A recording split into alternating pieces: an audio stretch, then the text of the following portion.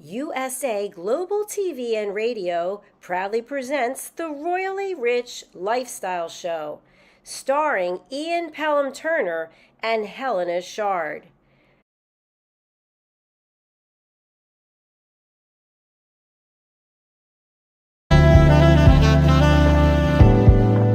Welcome to USA Global TV and Radio, where our mission is to provide education, entertainment, hope, and inspiration. USA Global TV and Radio connects you with experts and audiences all around the world every single day to help you succeed in business and to live a richer life. Visit us at usaglobaltv.com to learn about career and life-changing training and mentoring programs like the Listening Mentor. Subscribe to our newsletter to stay informed about our special programs and offers. Discover how you can become a guest on one of our shows or a host or producer of a USA Global TV and Radio show of your very own. That's USA Global TV and Radio, where the doctor is always in.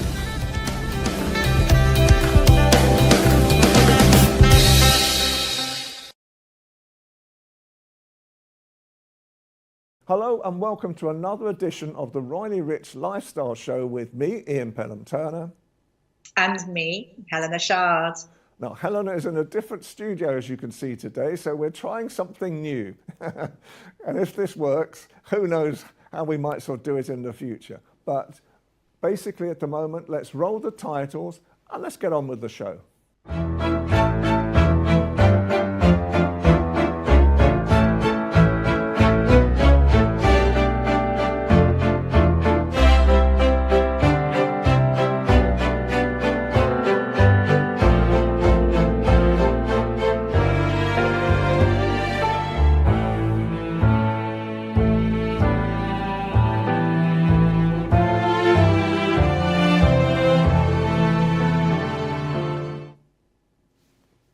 Well, Helena, I know you've got some great news. And just before we start the royal news, can we just say as well that basically nowadays the news show in 2025, it's all about community spirit and projects as well, and how we can work with people across the world.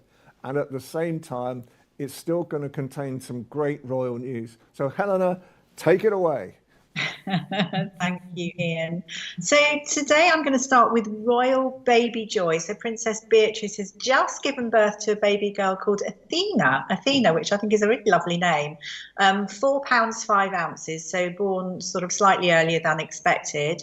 Dark hair, and obviously another little girl to play with. I think it's Wolfie and Sienna, isn't it? So congratulations to the whole family. And it's really great, I think, for Fergie and also Prince Andrew, I think more so. Yes. Moving on. So this is just answering something. We've had lots of people contact us, haven't we, Ian, about the Princess Catherine. And, you know, how likely is it that she is going to be issuing warrants? Now, we heard that she's set to sort of honour iconic brands with royal warrants. Will be the first princess of Wales to do so in over a century, if it's the case, and she'll obviously bestow the warrant to recognise British skills and industry. So I think personally, well, just a little bit about warrants as well, because I know we spoke about them a week ago or 2 weeks ago. But so companies holding a royal warrant are recognised for providing goods and services to the monarchy. And they're actually allowed to use the coat of arms of the royal that they're associated with on the packaging as part of their advertising and stationery. So obviously, if Princess Catherine is going to bestow somebody a warrant, it's great news, because you can just imagine with the Kate effect how amazingly good for companies this will be. Also, a little tidbit that I did learn that I hadn't been aware of is that companies are also required to demonstrate that they have appropriate environmental and a sustainability policy. So that's an action plan, prerequisite brought in by King Charles, as you can well imagine. But I personally think it would be an absolutely smart move, because obviously she's completely loved. She's known as the gem in the monarchy's crown, and we know King Charles is extremely fond of her. So again, talking about the Kate effect, the lucky brands that are chosen for it. What are your thoughts, Ian? Well, I'm just saying, how important do you think is the royal family with sustainability these days as well around the world? What type of things, because obviously what he is saying is that they need to be very green friendly now at the same time. And so, with Kate as well, obviously it is said that a lot of the warrants are going to go towards fashion because of the Kate effect. But how important do you think is the royal family in trying to create sustainability, the green effect, really across the world? Well, I think it's huge. We have the ozone problem. I know Trump probably will shout you down to the ground with that, but it's a huge thing to basically heal our world, make our world a better place. I feel Michael Jackson coming along there. And obviously recognising British skills and industry and, small little businesses is super, super important. He wants to know that people are thinking about it. People are trying their best to do their best in the world. And I think great. I think good on King Charles for doing that. I mean, obviously things will be looked at differently because you're going to have smaller brands as well as the larger brands. I know we were talking about it, and we were talking about the major brands that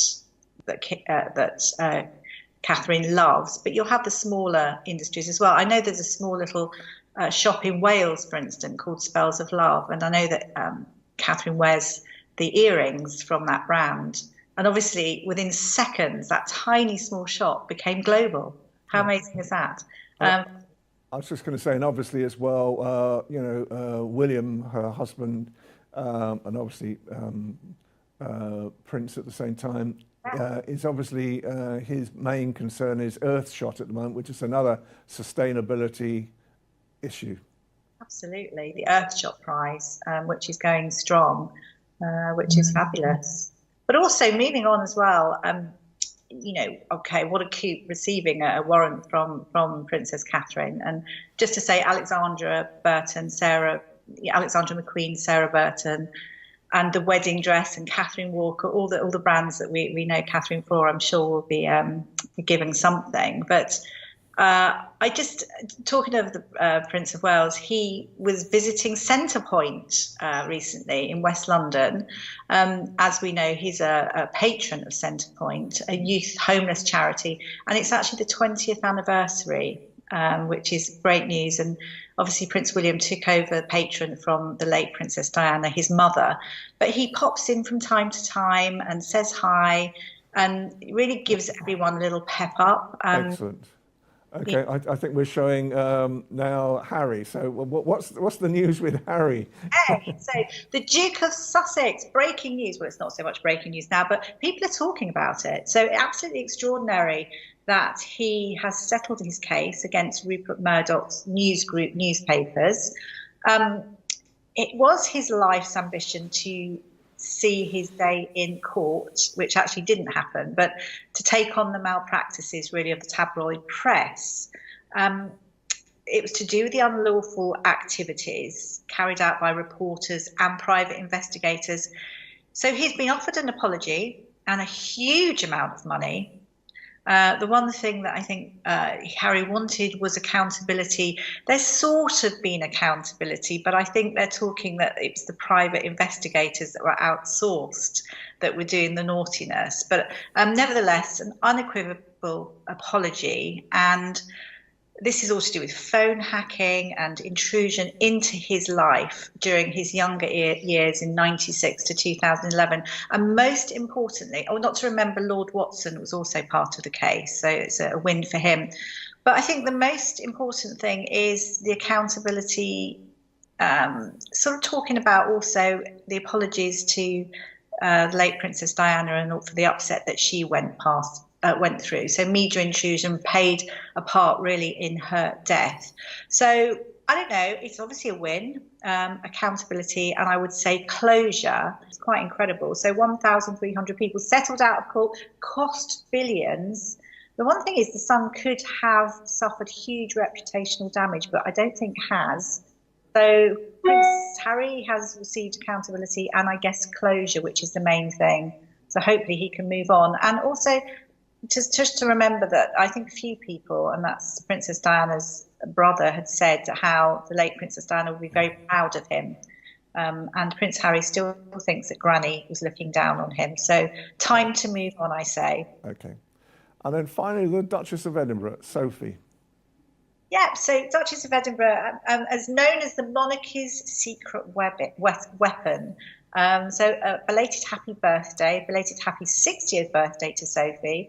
She's so calm and collected and dependable and down to earth.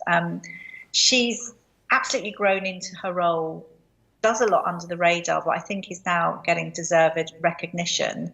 And recently, we can see lovely pictures of her, and that's, I think, Christina Ebenezer, who's a emerging female photographer, captured some great portraits of her.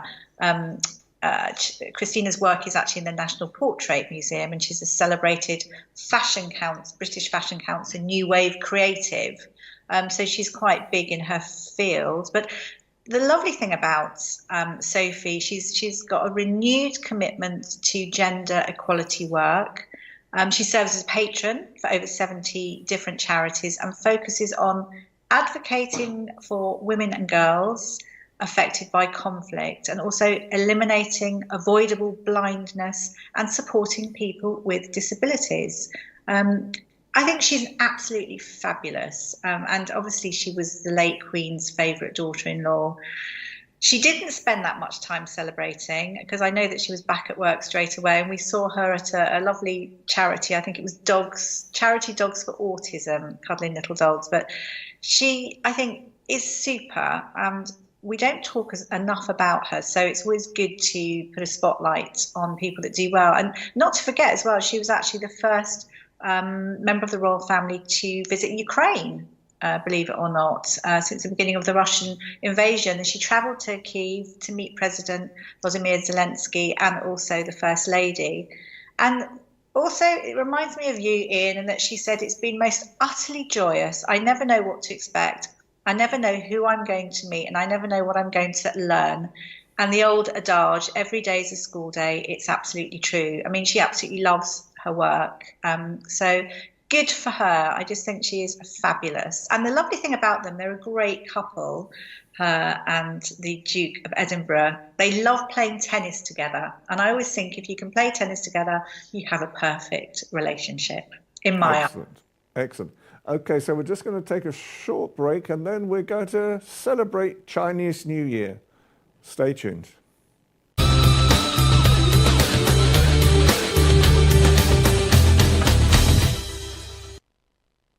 So welcome back, and now we have Nancy Duen, who is a Chinese business expert from Birmingham, on the line. Unfortunately today we're having all sorts of gremlins.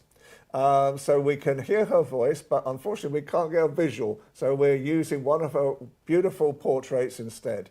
So welcome, Nancy. Thank you. Thank you, Ian. Okay, so Nancy, a question that Helena wanted to ask first of all, but because of the technical issues, she can't actually say it directly, so I'm doing it for her. If that is totally understandable to all our audience, then great. So, okay, I understand that. What is the importance of Chinese New Year to someone like yourself? Chinese New Year is really important. It's almost like the Christmas, to Western people. So now in China, everyone is trying to go back home and to be with their family members and to celebrate Chinese New Year together. Actually, today is Chinese New Year. Yesterday was Chinese New Year Eve, so most of the people already returned home to celebrate their Chinese New Year. And I think you were saying as well that China's almost closed down today. Everybody's partying. Yeah. It is. China, if you now go to China, very quiet, not like before, very crowded. But now on the Chinese street, it's very quiet. Nobody walking on the street now because they are all at home, be with their families.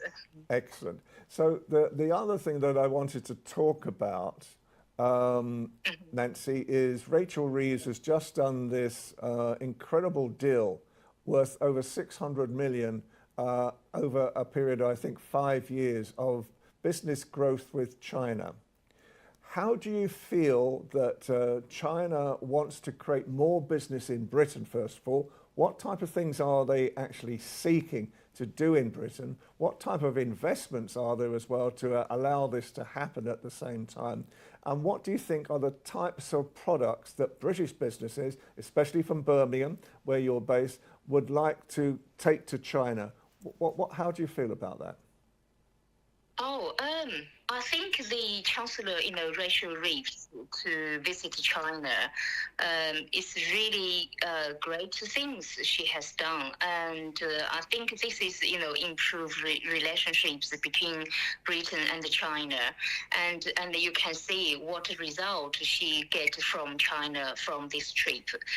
And I think now, particularly the place city I'm living in, Birmingham, which is manufacturing. Used to be manufacturing. City, a lot of industrial, places in this city. I think for British, I think it's better to developing the British manufacturing and strengthen the cooperation with China and promote the product made in UK and sold to the world, because Chinese people really like the British made product because they think it's very high quality. So I think to attract the Chinese investors coming to UK. At the moment, I think the high technology and cutting edge technology is very attractive to Chinese investors, and also some maybe property investment as well. Will attract Chinese investors. Excellent. Nancy, thank you so much for your time this afternoon. I mean, I'm surprised I've got any hair left today. It's one of these days when everything seems to be in the lap of the gods, but thank you so much for your intervention, and you're really expert. And just tell me very briefly about WindStar as well, your business. Yeah, WindStar UK International, which I launched many years ago, 7 years ago now. And we offer 2 sections. One is education. For education, we provide tailor-made training course to people from all over the world, but particularly from China, because our, the big client, the major client customer coming all from China. So we provide a tailor-made training course to them, and also we provide summer camp and winter camp. We bring Chinese children and university students come over to England to join our summer school program and the winter program. And also we offer, student exchange and teacher exchange with China as well. So this is our education side. And also we help the Chinese school recruit English teachers to go over to China to work in China, teach, the Chinese kids to learn English. On our business side, we are now, working on import and export business, because we have approached by so many clients from Britain to buy, some construction materials from China, and furnitures, and also household product from China. So this is, WindStar to offer at the moment. Excellent. Nancy, bless you. Thank you so much for coming on today. Happy New Year to you. Happy Chinese New Year to you. And we'll have you on again soon. Take care. Thank you. Thank you, Ian. Thank you very much for inviting me. Happy Chinese New Year to you all. Thank you. Bye-bye. Bye-bye. Bye. Okay, so now we're just going to take another short break. And then we're going to have Robin Marsh, who is the Secretary General UK for the Universal, I should say, Peace Federation. Stay tuned.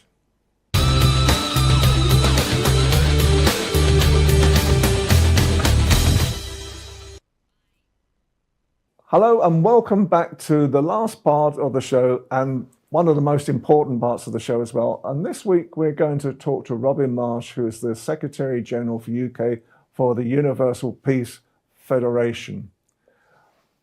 Robin, welcome. Good afternoon. Oh, thank you very much, and thank you for inviting me. Thank you. Well, it's a very important discussion because I know that the UPF is very much involved with United Nations values as well. Can you just very briefly just give us a quick insight into how you work with United Nations right now, what the connections are?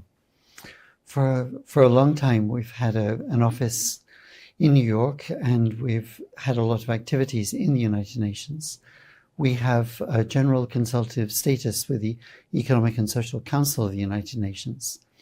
So that means there's a number of platforms that we hold in common with the United Nations. So their policies, their discussions, their initiatives can be taken down to a grassroots level.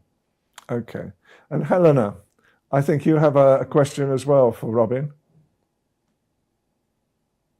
Well, really, as I understand, thank you, Robin, for explaining that. So it's like a network of individuals, as I understand it. So you have different sort of interreligious network, individuals, organisations, and so really the goal is to achieve world peace, as I see it. Am I right in that?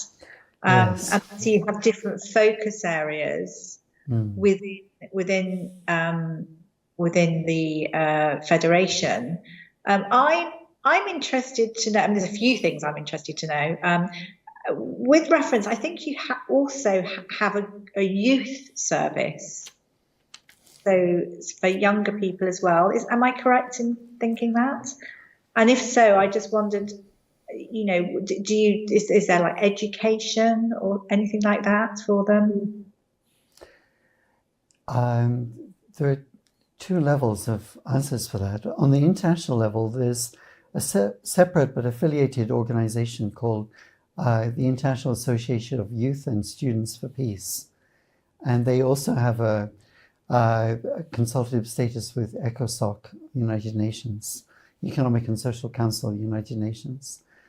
On the UK level, we have an event every July where we give a Young Achievers Award for young adults who have done great things.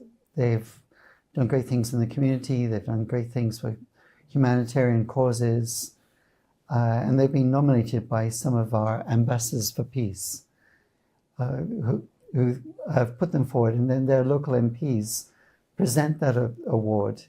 It's a wonderful occasion, and many of their families come to hear what they've been doing and hear them being praised by their local MP.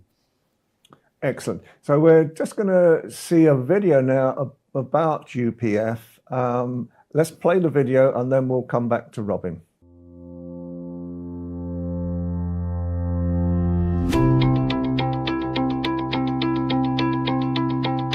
UPF had its inaugural assembly on September 12, 2005 at the Lincoln Center in New York City.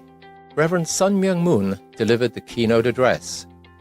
In closing, I ask you to devote your best efforts for the development and the success of the Universal Peace Federation.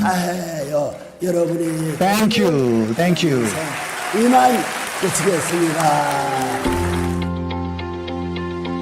After UPF was founded, there was a series of world tours where the message of UPF was taken literally to every corner of the world.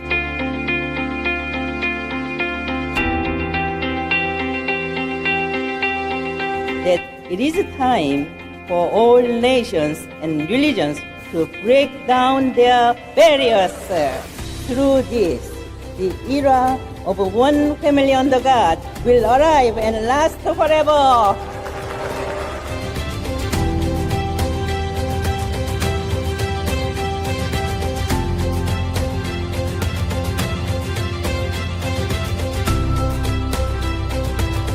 UPF is God's cherished hope. The founders spoke repeatedly of an international peace highway connecting the world from Santiago, Chile to London, across the Bering Strait, what has come to be known as the Peace Road, and a vision for a renewed United Nations. UPF emerged on the foundation of decades of programs initiated by its founders and carried out in all parts of the world. Its growth and development over the past 15 years has been dramatic, if not miraculous, owing in large part to the work of tens of thousands of ambassadors for peace, peace activists, and volunteers who draw from all nationalities, religions, ethnicities, cultures, and traditions, bound together by a vision of peace, a vision of humanity as one global family under one God. The range of programs over the years has been both broad and expansive, from character education to strengthening the family, from conflict prevention to conflict resolution, from poverty reduction to environmental stewardship, from interfaith dialogue to youth service initiatives, from support of the United Nations to partnerships with the African Union, and a wide range of international organizations and NGOs. UPF has a global, multinational, multi-faith network of more than 100,000 ambassadors for peace who support and contribute to the mission and works of UPF. UPF's highest award, the Leadership and Good Governance Award, has been given to distinguished leaders the world over.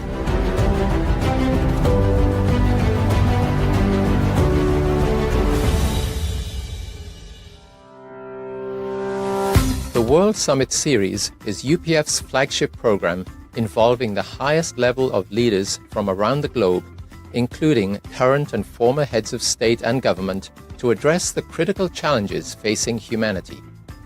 Very appropriate that we are here on the 100th anniversary of Reverend Moon's birth, because out of the devastation of World War II and the Korean War, he and his bride found the courage to dream that they could achieve something.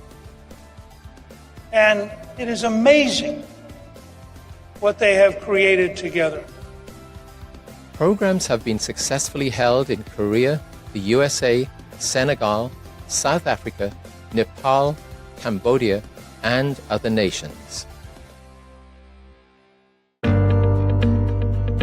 The most recent structural innovation within UPF has been the creation of a set of associations dedicated to collaboration among leaders from various fields. These pillar associations are: the International Summit Council for Peace was initiated by UPF co-founder Dr. Hak Jahan Moon in 2019 on the occasion of World Summit 2019 in Seoul, Korea. ISCP is an international network of current and former heads of state and government. The International Association of First Ladies, IAFLP, a project of the ISCP, affirms and uplifts the unique role of First Ladies in contributing to peace and development. IAFLP brings together current and former First Ladies from throughout the world, drawing upon their experience and wisdom as women leaders and as role models who serve their countries in significant ways. The International Association of Parliamentarians for Peace, IAPP, is a worldwide association of parliamentarians which provides a forum to bring their experience and wisdom to bear in the search for solutions to our world's problems. UPF maintains that any successful strategy for peace must take into account the spiritual dimension of our human identity, experience, and interactions. Based on this worldview, UPF initiated the Interreligious Association for Peace and Development, IAPD. The International Media Association for Peace, IMAP, represents a worldwide professional network of journalists who support a socially responsible and moral media. IMAP recognizes the vital role that journalists play in providing objective reporting to foster an informed citizenship.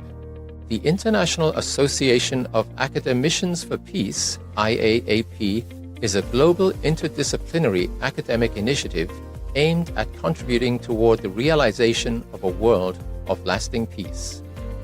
IAAP is dedicated to building professional networks for academicians to foster a world of peace. The International Association for Peace and Economic Development, IAED, affirms the role of businesses, business leaders, and investors to make the world a better place.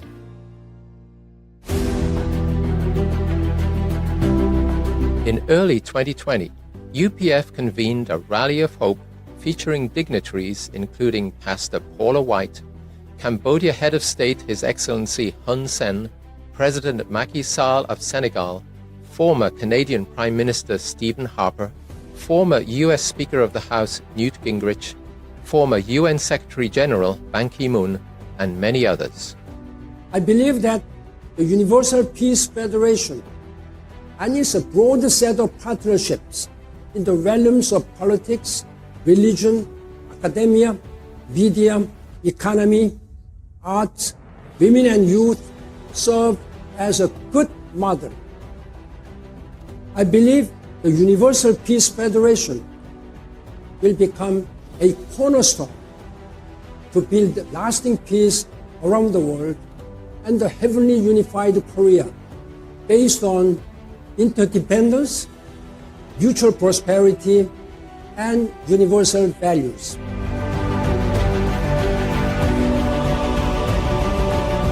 Celebrating 15 years, UPF will continue to grow through service, dialogue, and collaboration, guided by its spiritual and moral vision of one family under God.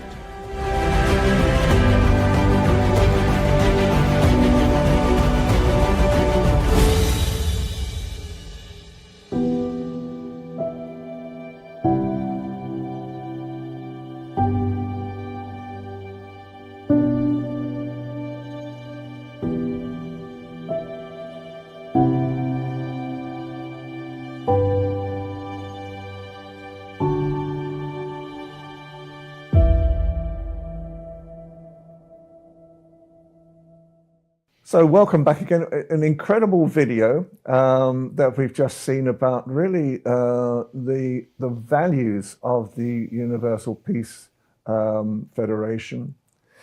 And so, Robin, tell me, I mean, it's a really, you are really trying to change and challenge the New World Order and create a new era for peace and prosperity. So can you develop on that theme, please? We have what we call a multi-sectoral approach. So often peacemaking is maybe track two, peacemaking of experts connected with politicians, related to governments, exploring peace initiatives. But it lacks, the civil society, it lacks women's investment, it lacks youth investment and joint youth activities, joint meetings of different faith leaders. So we try to take it on many different levels. And businesses should also be involved in peace activities. So we create fora involving each of these areas of society. So it's not something that's just political initiatives only, which once a treaty is signed, then how do we do the healing? How do we do the bridge building on a grassroots level? So this is our approach, a much more broad sectoral approach. Yeah. Helena, do you have another question for Robin? Empowerment of women is obviously very important for UPF. And how do you bring in people and sort of resolve conflict and empower women? How does that work? I think United Nations is very big on the fact that there should be equal numbers of men and women involved in peace activities. So women have a very important role to play because of the different natures that we complement together, so we can be more effective. So UPF in the United Kingdom, we have a strong women's group that have commemorated International Women's Day. They have monthly meetings of women supporting women, particularly where there are domestic violence issues, where they need support of other women. Mm-hmm. They need guidance, they need maybe a direction for different resources. And there are some very professional ladies involved in that activity. And there's 16 days of activism from the Elimination of Violence Against Women Day on November 25th until Human Rights Day on December 10th is something that features quite strongly in our annual calendar. Yeah. Obviously, peace is really one of the center points of the operation as well. Can you give a practical example of how UPF has really helped to support a peaceful venture? I think one of the ones that sticks out is the Nepalese peace process. We were, I think, acknowledged by different ends of the political spectrum for our contribution. And again, it's a Track 2 initiative, but it's also bringing together different areas of society in different forums. So having conferences which bring together young people from different areas of the Nepalese society, having political groups come together, of talking to everyone. So we had quite an investment in the Nepalese peace process. Yeah, Helena.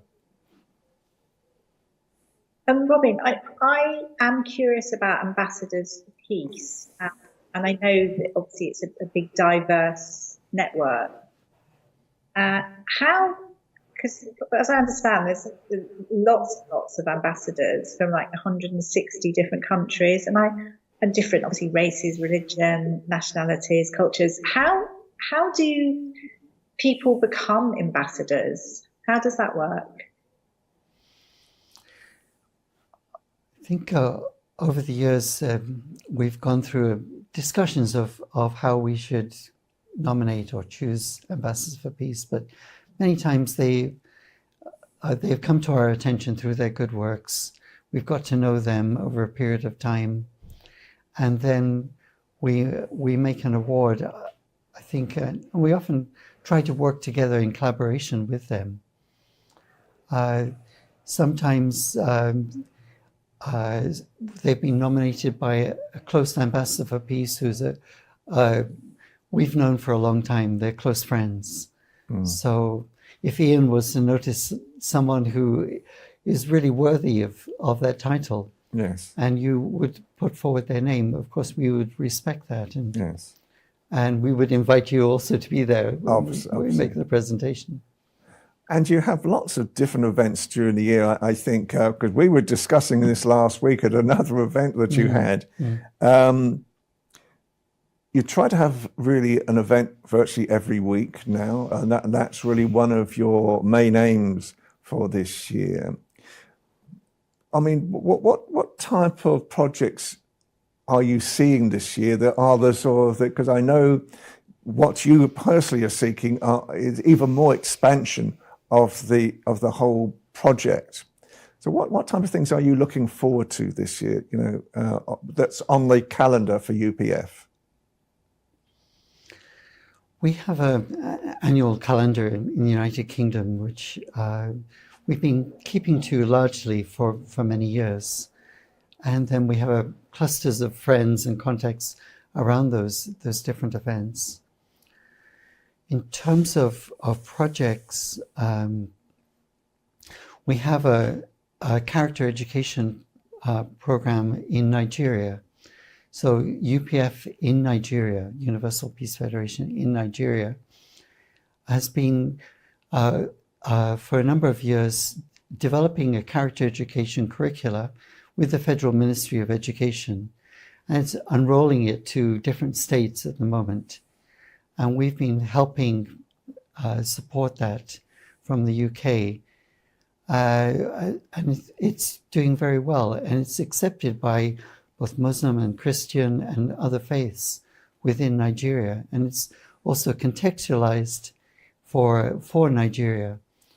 So it's going to go out in Imo State in the near future. It's gone through a number of test runs in the Federal Capital Territory, or the FCT, around Abuja. So we've been supporting that particular project. There will be other projects as well, but this one is one which is really developing very well. Excellent. Helena. I've just been thinking, I applaud Universal Peace Federation, because I think any organisation that helps bridge divides is really so important. So I was just thinking, you know, for people that maybe aren't necessarily ambassadors, formal ambassadors, I mean, how can people work with you? On our website, we have a place where people could apply to be an ambassador for peace. Or otherwise they could contact me. Our website is uk.upf.org, and there you'll find ways of getting in touch with us, so we could get to know you or get to know your activities, and we could collaborate together. In Lancaster Gate, we have a whole range of activities. A number of times we've had Stop Human Trafficking, which is a very serious issue, and I think it's one which affects Albania a lot. Yes. And I think between UK and the Albania, we need to be very concerned about this issue. There are other areas, sustainability, all the different issues around pollution, around the environment. So on June 5th, we'll have an event highlighting different issues around sustainability. Excellent. And finally, obviously, how can people see the types of things that you're doing right now? You're on social media, so what type of social media are you on so that people can see the values of UPF? So on Facebook, universalpeacefederation.uk, you can find us, and we put all our events, we put everything there. We're on Eventbrite, always our events in future. We upload there, and also on our website, this uk.upf.org. Okay. And finally, Robin, just what is your personal vision for the UPF for 2025? What do you really want to achieve this year? Of course, we want to see greater peace in the world, and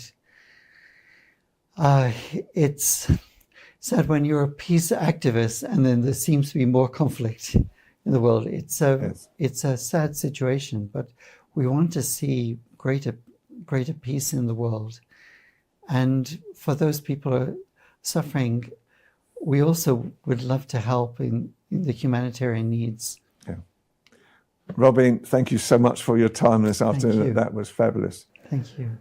Helena, well, what a great show today. I mean, it's been quite hair-raising at times, you know. And thank goodness my heart pacemaker had new batteries. It's been one of these days, but anyway, it's been a great show, and it just goes to show that sometimes even live events that we do, you know, can go slightly awry, but we've got through it in the end of the day. So what comments do you have at the end of the show? Oh gosh, I'm absolutely excited. I mean, you know, happy Chinese New Year for one. It's obviously a celebration. Happy new baby joy for Princess Beatrice. So wonderful learning about basically the bridging divides, so hearing the work that the Universal Peace Federation does in bridging divides and culture, race, religion for the sake of peace is really admirable. So I've learned a lot today. So thank you. It's been a good show despite everything. We managed to get to the end. Absolutely, yay. So, first of all, as always, can I first of all thank Helena Chard from ALB UK TV? Can I thank Nancy Gwen and obviously her Chinese introductions today and talking about Chinese New Year and WinStar and the type of projects that I think will create better relations between Britain and China. Can I thank Dr. Jacqueline Kerbeck from USA Global TV and Radio for our US end of the show at the same time. And can I also thank Honey Caleria, who we're working with as well at the moment. It's going to be a great year, I think. Helena, don't you agree? It's going to be a good year, Ian. It is. I can feel it in my bones. Lots to celebrate and lots of work to be getting on. I think I'm going to go and have a stiff brandy now. I'm off. So have a great week from me, Ian Pelham Turner. And see you next week from me, Helena Chard. Take care, stay tuned, and we will see you again soon. Bye for now. Okay.